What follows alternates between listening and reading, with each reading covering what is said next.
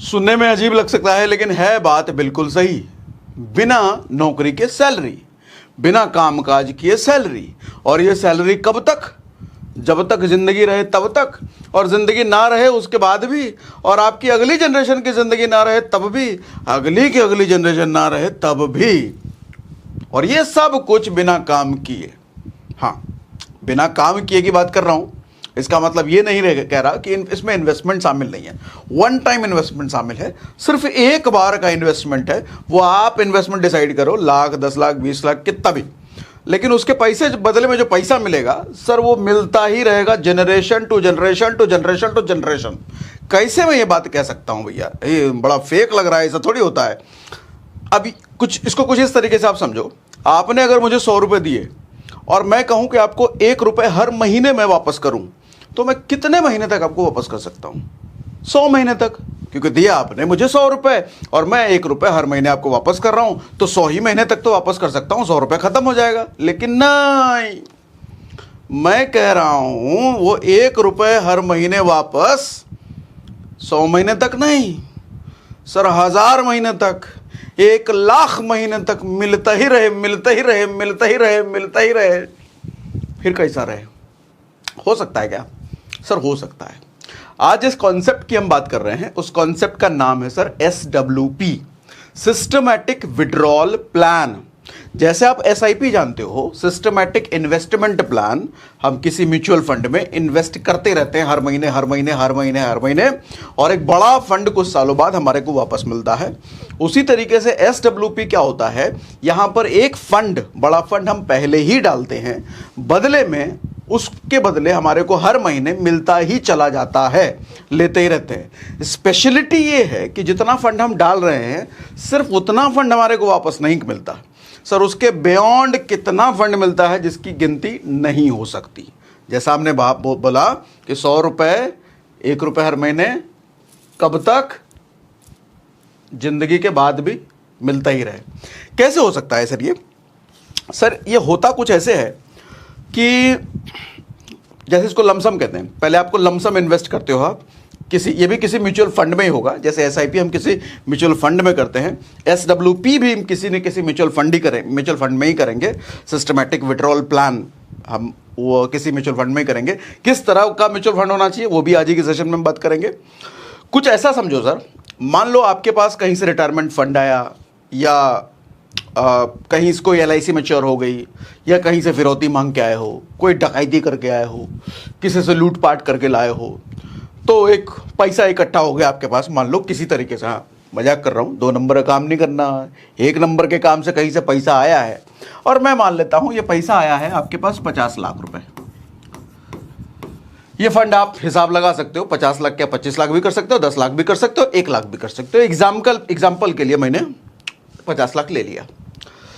हम जानते हैं सर, स्टॉक मार्केट में अगर हम लंबे समय के लिए इन्वेस्ट करते हैं म्यूचुअल फंड में, इंडेक्स फंड में, तो लगभग 15% से ऊपर का रिटर्न हमें मिला है पास्ट रिकॉर्ड में। अगर हम इंडेक्स की बात करें, कई बार कई सेशंस में आपको दिखा चुका हूं मैं कि 2003 से लेकर 2023 तक का अगर आप इंडेक्स का डेटा देखो तो 15% annually CAGR, compounded annual growth ratio, जो 15% से ऊपर का है। तो हम मान लेते हैं सर, अगेन 50 लाख रुपए पर अगर हम लमसम कहीं कर रहे हैं, लमसम किसी म्यूचुअल फंड में एक बार ये फंड इन्वेस्ट कर रहे हैं, और ये फंड मेरा हर साल 15% के रेट से ग्रो हो रहा है, और मैं विड्रॉ करूं सर हर साल 8% के रेट से, यानी कि 8%। अच्छा, क्यों मैं 8% बोल रहा हूं, ये भी इसका हिसाब किताब हम बात करेंगे। 8% लगभग होता है सर 4 लाख रुपए हर साल, और इसका मतलब होता है सर 33,000 रुपए हर महीने। अगर मैं 50 लाख रुपए किसी फंड में, किसी SWP फंड में इन्वेस्ट कर दिया, तो मैं 33,000 रुपए पर मंथ उठा रहा हूं। ठीक, आप मुझे ये बताओ सर, ये पैसा 15% से ग्रो होता रहेगा और ये 8% से मैं निकालता रहा, तो सर लगभग 7% अभी भी इसके पे लगातार जमा तो है ही ना।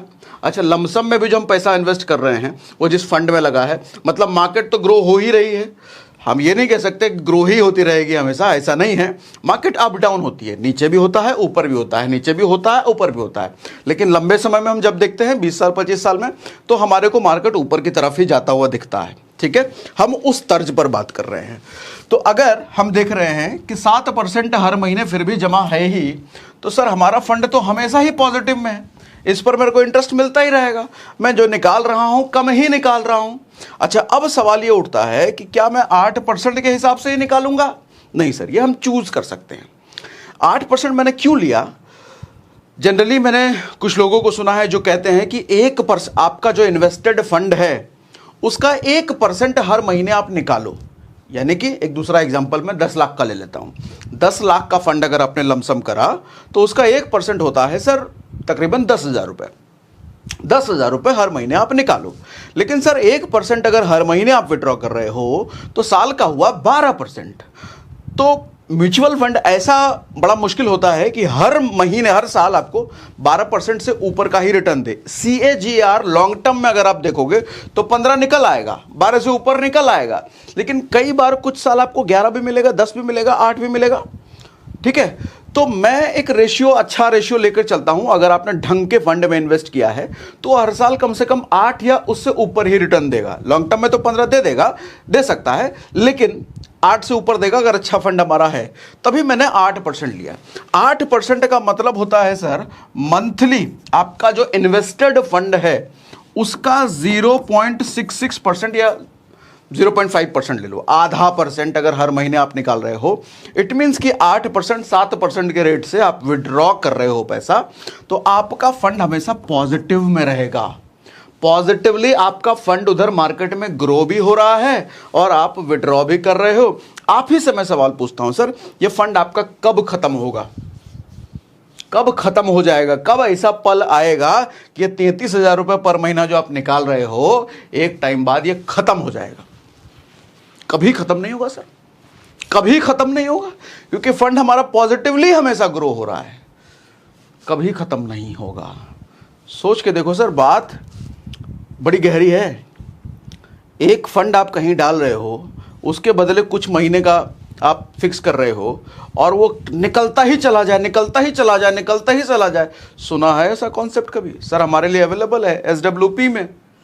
ठीक है, हालांकि जब हम म्यूचुअल फंड की बात कर रहे हैं तो इसके नेगेटिव पॉइंट्स भी आपको पता होने चाहिए। नेगेटिव पॉइंट्स जैसे ये मार्केट में इसका रिस्क, म्यूचुअल फंड से रिलेटेड रिस्क आपको पहले से पता है, हम कई बार म्यूचुअल फंड के सेशंस कर चुके हैं, उसको इग्नोर ना करें।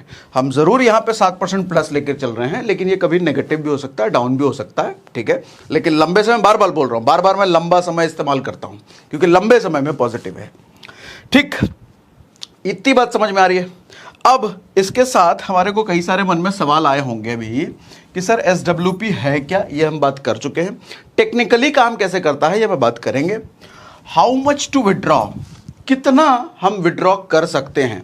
सर ये आप ही डिसाइड करोगे।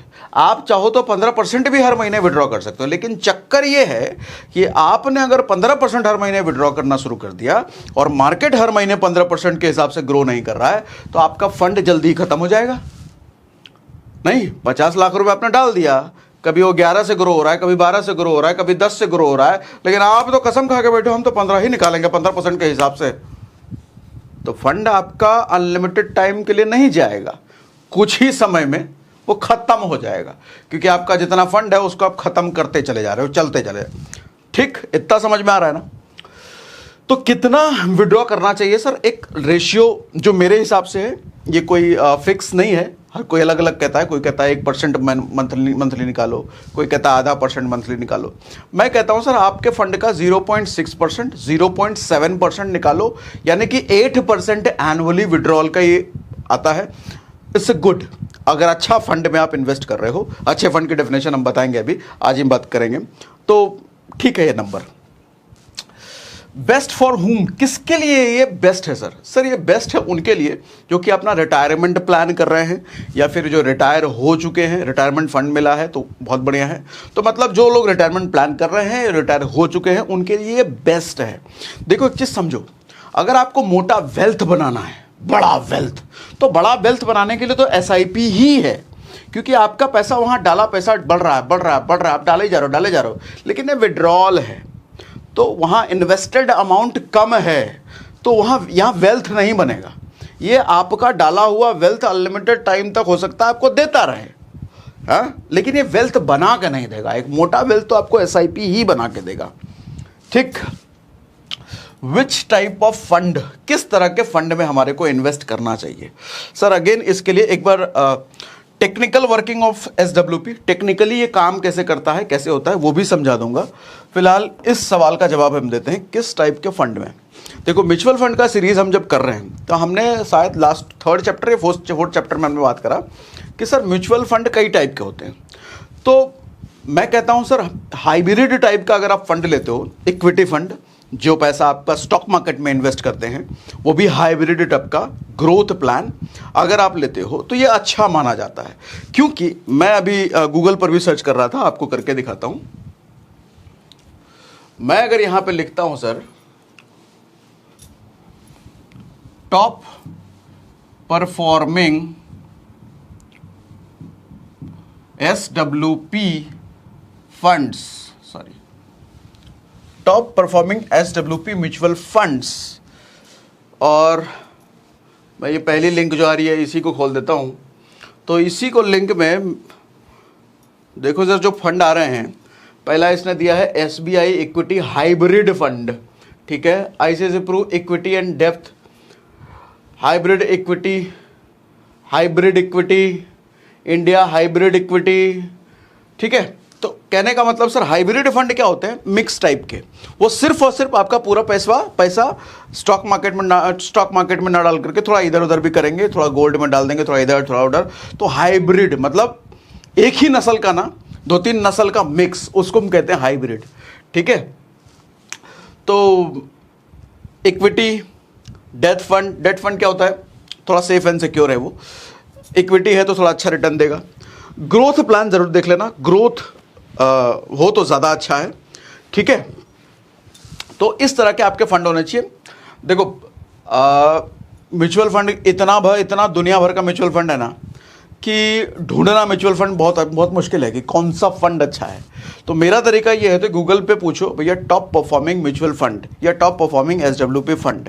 अच्छा, जितने फंड आ रहे हैं ना, अंधा बन के हम इसमें पैसा नहीं डालेंगे भैया, ऐसा नहीं करेंगे हम कि इसने बोला, हो सकता है ये ऐड हो सकता है ये पेड हो, मैं इस पर ऐसे नहीं भरोसा कर लूँगा। तो हमने लास्ट सेशन में बात किया था, जो भी फंड यहाँ पे नाम है, हम उसको नाम को लेकर के जाएंगे सर टिकर टेप पे, ठीक है। टिकर टेप का एग्जाम्पल, कोई पेड प्रमोशन वगैरह नहीं है भैया, जस्ट एक अच्छा टूल है, तो हम बता देते हैं।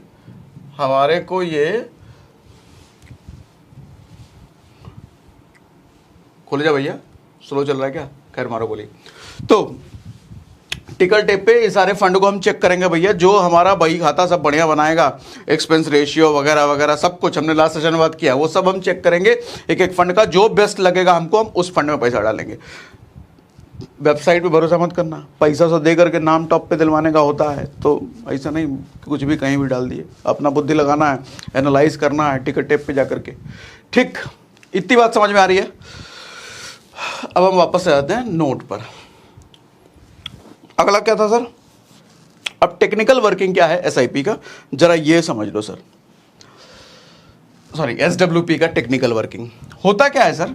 जब भी आप पैसा डालते हो ना, मान लो आपने 1 लाख रुपए डाला, मान लेते हैं 1 लाख रुपए आपने डाला, तो 1 लाख रुपए में अगर आपका 10,000 यूनिट आपको मिल गया म्यूचुअल फंड का। ये यूनिट क्या होता है? जब आप पैसा लगाते हो ना, मंथली म्यूचुअल फंड में SIP करते हो, SWP करते हो, तो आपको म्यूचुअल फंड के यूनिट्स असाइन होते हैं, कुछ यूनिट मिलते हैं। जैसे स्टॉक में नंबर मिलता है ना, 1 स्टॉक 2 स्टॉक मिल गया, यहाँ पे यूनिट मिलते हैं, ठीक है। इस यूनिट के बेस पे निकल के आता है sir NAV, net asset value. उस यूनिट की नेट एसेट वैल्यू, उसकी वैल्यू क्या है। तो 1 लाख का अगर हमारे को 10,000 यूनिट मिला है, मान लेते हैं हम, तो 1 लाख डिवाइडेड बाय 10 के 10,000, तो सर कितना निकल के आता है? सॉरी, ये के नहीं होगा, 10। तो हमारे 1 यूनिट की NAV हो गई सर 10 रुपए, ठीक है। NAV 10 रुपए हो गई 1 यूनिट की। तो हमारे को मिला हुआ है सर 10,000 यूनिट 1 लाख रुपए में, हमने ये मान लिया। अब होता क्या है, ये जो यूनिट है सर आपको घटते बढ़ते रहते हैं। मान लो आपने बोला कि मेरे को 5,000 रुपए निकालना है हर महीने, 5,000 रुपए। तो सर 5,000 रुपए निकलेगा कैसे? 10 रुपए का 1 यूनिट है तो 500 यूनिट बेच देगी वो म्यूचुअल फंड वाली कंपनी, जिधर भी आपने पैसा लगाया होगा। 500 यूनिट बेच करके आपको 5,000 रुपए दे दिया उसने, ठीक है। 500 यूनिट समझ गया ना, 10 का 1 यूनिट 5,000 चाहिए तो 500 बेचा, ठीक है। तो लेकिन होता क्या है कि 500 यूनिट बेचना पड़ा आपको 5,000 रुपए देने के लिए। कई बार क्या होगा, अगर एनएवी बढ़ा 10 रुपए का 12 रुपए हो गया। एनएवी कैसे बढ़ता है? म्यूचुअल फंड के परफॉर्मेंस के बेस पे। म्यूचुअल फंड का परफॉर्मेंस 12% है तो हो सकता है 10 रुपए एनएवी हो।